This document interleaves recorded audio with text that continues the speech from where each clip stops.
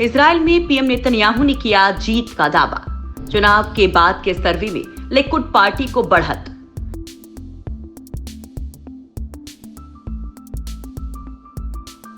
भारत के लिए बेहद खास होगा नेतन्याहू की जीत। भारत के जिगरी दोस्त इजराइल में एक बार फिर से वोटिंग हुई है और इस वोटिंग के बाद प्रधानमंत्री बेंजामिन नेतन्याहू ने बड़ी जीत का दावा किया है। ईरान के साथ लगातार खराब होते रिश्ते और नेतन्याहू के खिलाफ विरोध प्रदर्शनों को देखते हुए पूरी दुनिया की निगाह इजराइल के चुनाव पर टिकी हुई है। भारत के लिए भी इजराइल का चुनाव महत्वपूर्ण माना जा रहा है क्योंकि पीएम नेतन्याहू के कार्यकाल में इजराइल के साथ रिश्ते काफी मजबूत हुए हैं। फेसबुक पर मंगलवार देर रात जारी एक बयान में नेतन्याहू ने कहा कि इजरायलियों ने दक्षिण पंथ और मेरी नेतृत्व वाले लिकुड पार्टी को बड़ी जीत दी है। चुनाव बाद के सर्वेक्षणों में कहा जा रहा था कि लिकुड सबसे बड़ी पार्टी बनकर सामने आएगी और चुनाव नतीजों में दक्षिणपंथी पार्टियां अपना दबदबा बनाएंगी।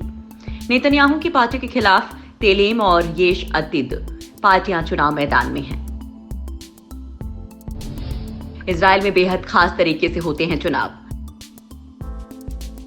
इजराइल की संसद नेसेट का चुनाव अनुपातिक मतदान प्रणाली के आधार पर होता है, जिसमें मतदाता को बैलेट पेपर पर प्रत्याशियों की जगह पार्टी को मतदान करना होता है। पार्टियों को मिले मत प्रतिशत के अनुसार उन्हें संसद की सीटें आवंटित कर दी जाती है। ये प्रक्रिया 28 दिनों के अंदर पूरी कर ली जाती है। अगर किसी पार्टी को 10% वोट मिलते हैं तो उसे संसद की कुल 120 सीटों का 10% यानी कि 12 सीटें दी जाती हैं।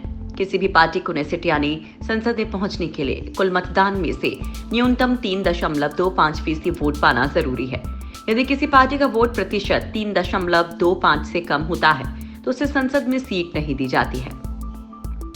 चुनाव से पहले इजराइल की हर पार्टी अपने उम्मीदवारों के रेफरेंस के आधार पर एक सूची जारी करती है। इसी के आधार पर चुनाव में जीत के बाद सांसद को चुना जाता है। अगर किसी सांसद के कार्यकाल के दौरान मौत हो जाती है तो इस सूची में शामिल बाद के नेताओं को मौका दिया जाता है।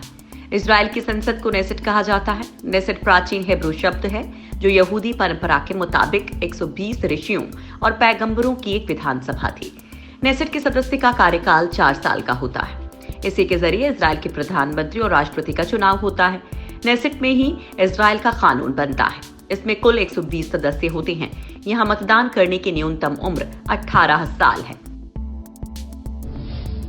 इतिहास में कोई भी पार्टी को नहीं मिला बहुमत।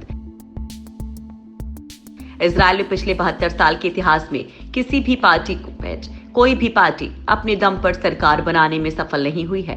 संसदीय चुनाव में नेतन्याहू के अतिरिक्त याइर लपिड, गिडियन सार और नफ्ताली बेनेट सत्ता के प्रमुख दावेदार हैं।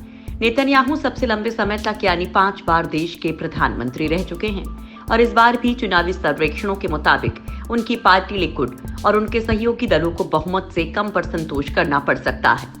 विपक्षी दल के नेता याइर लपिड ने रक्षा मंत्री बेनी गांट्स के सहयोग से पिछले साल चुनाव लड़ा था, लेकिन नेतन्याहू और गांट्स के बीच सत्ता की साझेदारी को लेकर समझौते के बाद वो पीछे हट गए थे।